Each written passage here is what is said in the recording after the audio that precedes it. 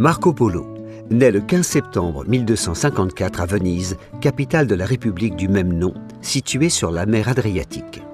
Le garçonnet, dont la famille fait du commerce avec l'Orient, aime flâner sur les quais, respirer les odeurs d'épices, le poivre, le gingembre et la cannelle qui sent si fort, et écouter les marins parler toutes sortes de langues, tous les merveilles. Comme son père et son oncle, tous deux grands voyageurs, il partira lui aussi pour les terres lointaines. C'est ainsi qu'un beau matin, les trois Polos se mettent en route pour la Chine de l'empereur Kubilai Khan.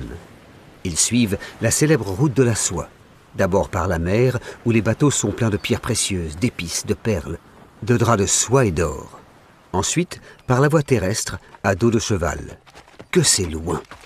Le voyage va durer plusieurs années. Curieux de tout, Marco prend sans cesse des notes.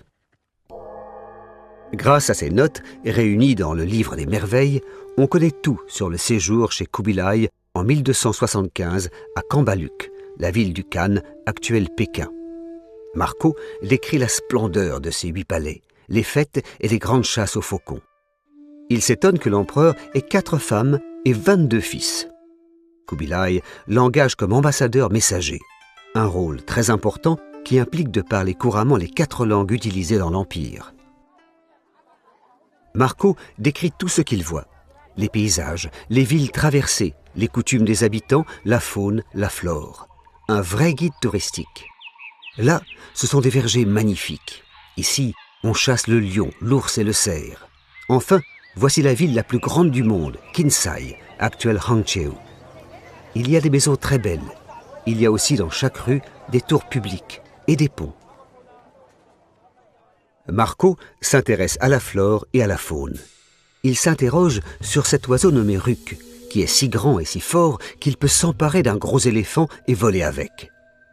Il découvre ailleurs des chats dont quelques-uns ont la face presque semblable à celle de l'homme. Et à Sumatra, un animal qui a une corne blanche au milieu du front, et que l'on appellera une licorne, le fascine. Voici une île où les hommes ont la tête faite comme celle d'un chien. Comme c'est étrange. Et puis en Inde, de drôles de magiciens envoient des sortilèges aux poissons afin de protéger les pêcheurs de perles.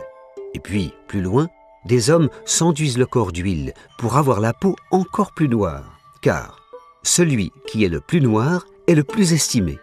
Incroyable. Tellement incroyable que certains historiens ont douté de la véracité du voyage de Marco.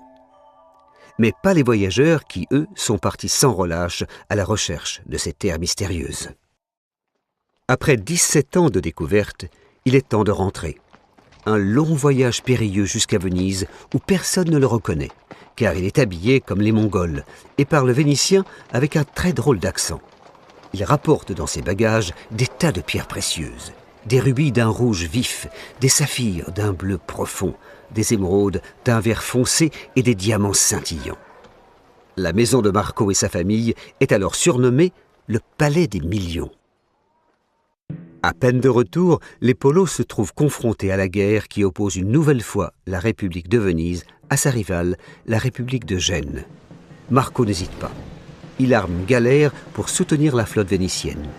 Ce sont des dizaines de bateaux qui s'affrontent dans des combats navals incroyables en Méditerranée. À la bataille du golfe de Layas, Arménie, en 1296, Marco est fait prisonnier.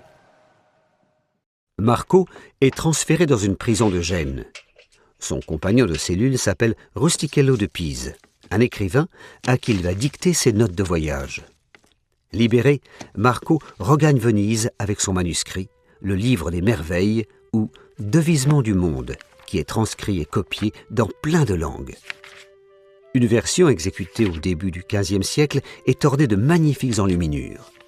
L'ouvrage sera le livre favori de Christophe Colomb, le découvreur de l'Amérique en 1492. Marco Polo, devenu célèbre, reprend sa vie de marchand vénitien. Il se marie en 1300 avec la fille d'un riche commerçant, Donata Badoer, dont il aura 3 filles, Fantina, Bellella et Moretta. Il est nommé membre du Grand Conseil de la République.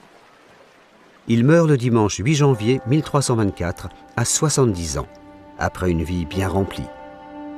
Sa tombe a aujourd'hui disparu.